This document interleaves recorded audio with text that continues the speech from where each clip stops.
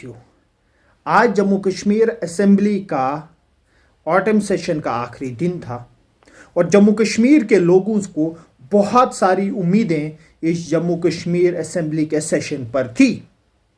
लेकिन आखिरकार जम्मू कश्मीर के लोगों को मिला क्या इस सेशन से? इस सेशन से जो हमें मिला वो ये मिला कि जिन एमएलएज की सैलरी 1.5 लाख थी, अब वो 3 लाख हो गई है।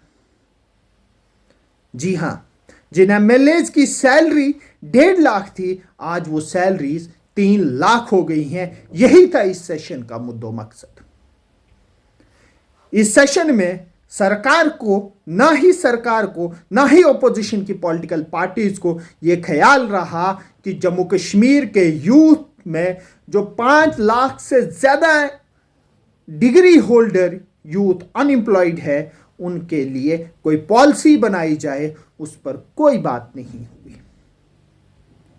लोगों की उम्मीद थी कि उमर अब्दुल्ला साहब ने बिजली फ्री का वादा किया था, वो बिजली यूनिट्स हमें मिलेंगे। लेकिन क्या मिला? एएवाई को 200 यूनिट बिजली फ्री मिली। वो भी कब? जब वो सोलर पैनल इंस्टॉल करेगा। वो एएवाई का कैटेगरी में का इंसान है, वो कहां से 1.5 लाख की इन्वेस्टमेंट लाएगा और सोलर पैनल को इंस्टॉल करेगा? फिर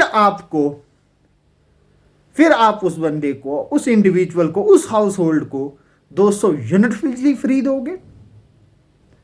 यहां का यूथ यह सोच रहा था कि सरकार कोई ऐसी पॉलिसीज लेकर आएगी जिसमें लाखों युवा को एडजस्ट किया जाएगा। लेकिन मिला का यूथ को कुछ भी नहीं मिला। यहां का किसान उम्मीद कर रहा था कि केसीसी लोन माफ किया जाएगा इस सेशन में, लेकिन उसके बारे में उमर अब्दुल्ला साहब ने कुछ नहीं कहा। यहां का टूरिज्म का जो सेक्टर है जम्मू कश्मीर में, जो उसके साथ लोग जुड़े हैं, उनकी बहुत सारी उम्मीदें थी इस सेशन से कि सरकार कोई प्लान लेकर आएगी, कोई प्रोग्राम्स लेकर आएगी जिसमें जो टूरिज्म है वो प्रमोट हो। उस पर कोई बात नहीं हुई। बात हुई तो इस बात पे हुई कि किस तरह से एमएलएज की सैलरी को इंक्रीज किया जाए।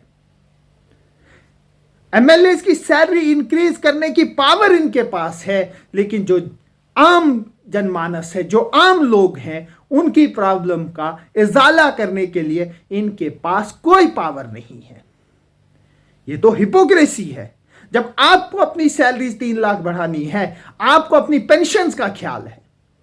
उमर अब्दुल्ला साहब, जिन यूथ के पास डिग्रीज हैं, उन डिग्रीज का कौन ख्याल करेगा?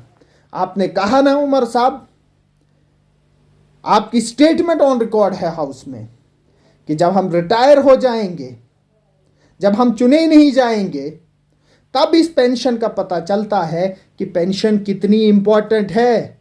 उमर साहब, कभी उस गरीब बच्चे के बारे में भी सोचना जिसने बैंक से लोन लेकर अपनी डिग्रियां मुकम्मल की थी। उसके घर वालों के भी कोई सपने थे। आप अपना फ्यूचर सिक्योर कर रहे हो, लेकिन उस नौजवान का फ्यूचर कौन सिक्योर करेगा? क्या यह आपकी रिस्पॉन्सिबिलिटी नहीं है? सरकार के पास पैसा नहीं है।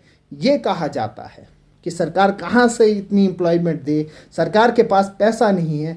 आप 1.5 लाख 90 एमएलएज का एक साथ बढ़ा रहे हो, वो पैसा आपके पास है, बट आप रोजगार नहीं दे सकते हो, उसके लिए आपके पास पैसा नहीं है। कितनी हिपोक्रेसी है उमर साहब।